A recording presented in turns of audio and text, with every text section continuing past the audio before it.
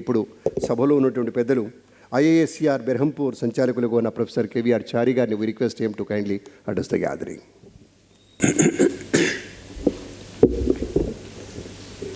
ఎందరో మహానుభావులు అందరికీ వందనాలు. Thank you so much.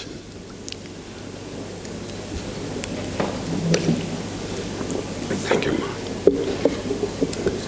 మరోసారి ఎందరో మహానుభావులు అందరికీ వందనాలు. For all the dignitaries on the dais and off the dais, my salutations. And I'm very proud to be part of this evening.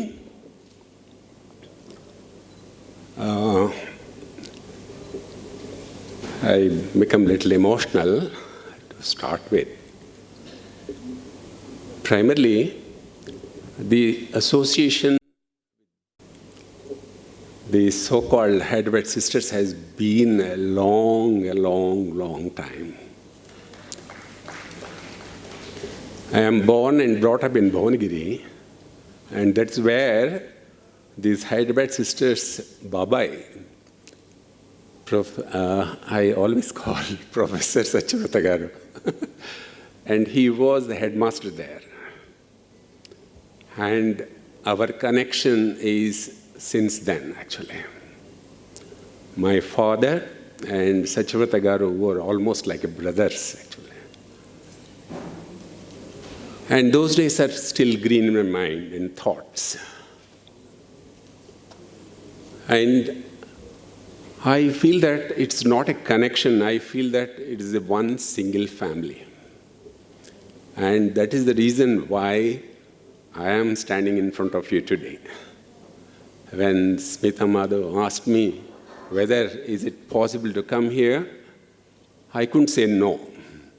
And immediately I said that without any hesitation.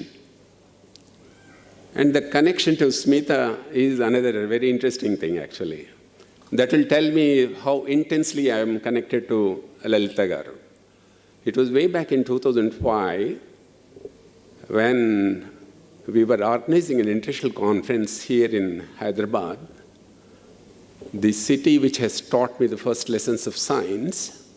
I was bringing 500-odd international scientists, which included even Nobel laureates. I thought that I should introduce to them a nice cultural program. And I was debating rather how to identify the best in Hyderabad. And I wanted to be only the person to be from Hyderabad. And naturally it stuck to me that it should be Laalitha and Haripriya Garu. And unfortunately, no.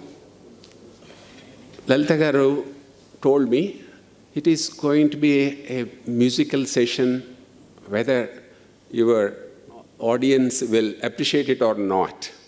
And that was the message.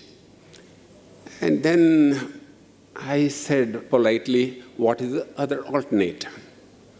Then she said, why not a dance program? And believe it or not, it is she who has decided and recommended that Smita will perform a Bharatanatyam on that occasion.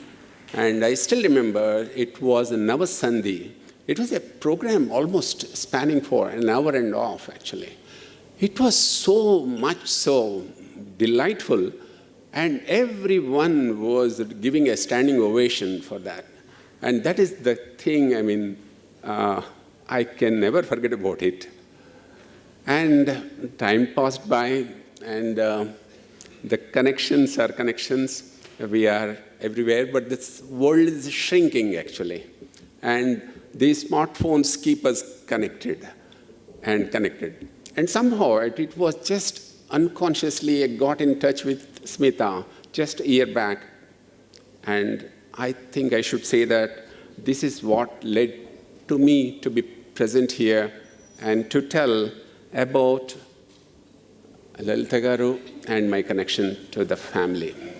I don't want to say that family, that because I truly belong to their family. I'm sure they echo me. Then, Coming here, I thought, I'm sorry, I cannot speak very fluently in Telugu. I was a bit scared, and I'm continuing to speak in English only. I was thinking rather, what should I do and what I should talk? So then I was scribbling something in the last few days, and I was very curious to say something to the particularly young in the audience, actually. Music, like other forms of art, represents the effort of human species to master the external signals from the surroundings and cultivate the most pleasant, sublime, and stimulating reactions.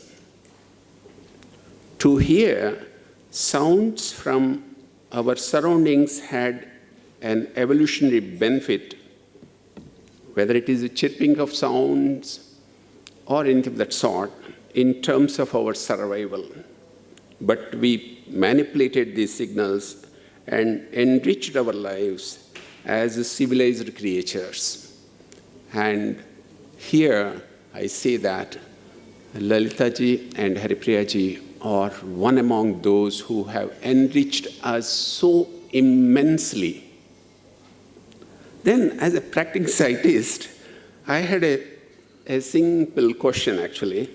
Since how long ago music is with us? And I just wanted to know about that. Is there any experimental evidence, as science always questions and asks for an experimental evidence? And suddenly I found that musical instruments like flute made up of bone have been discovered from 40,000 years ago.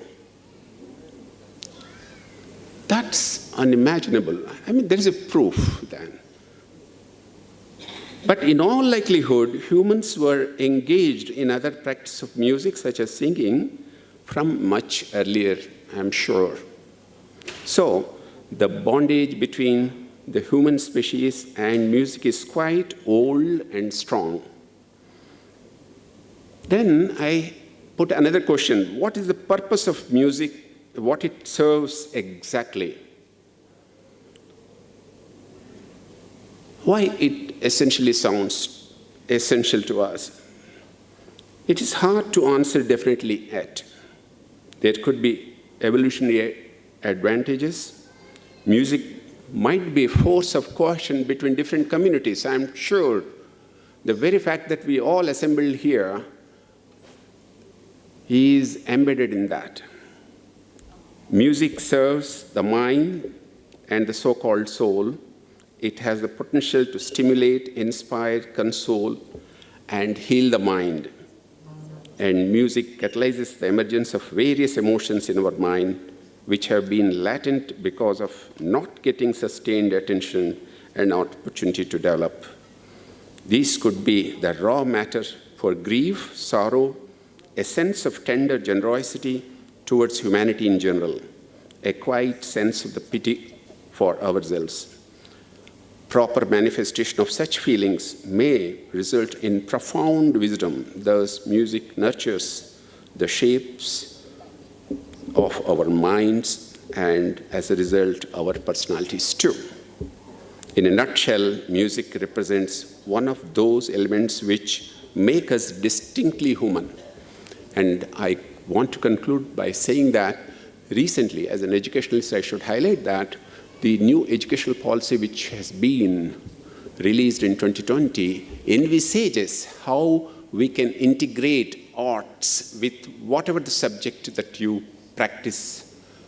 And it is important that all the young in the audience should integrate art, some sort of an art, with whatever they take up, whether it is a medical profession or engineering or a science position. And with that message, I salute the departed soul and submit my deep condolences to all the members of the bereaved family.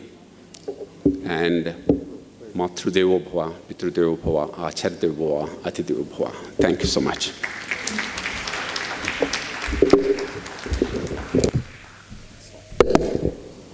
Thank you, sir. Chari sir మాట్లాడుతున్నా కూడా సంగీతం మాట్లాడినట్టుగానే అనిపించింది. చక్కగా స్మూత్గా. ధన్యవాదాలు.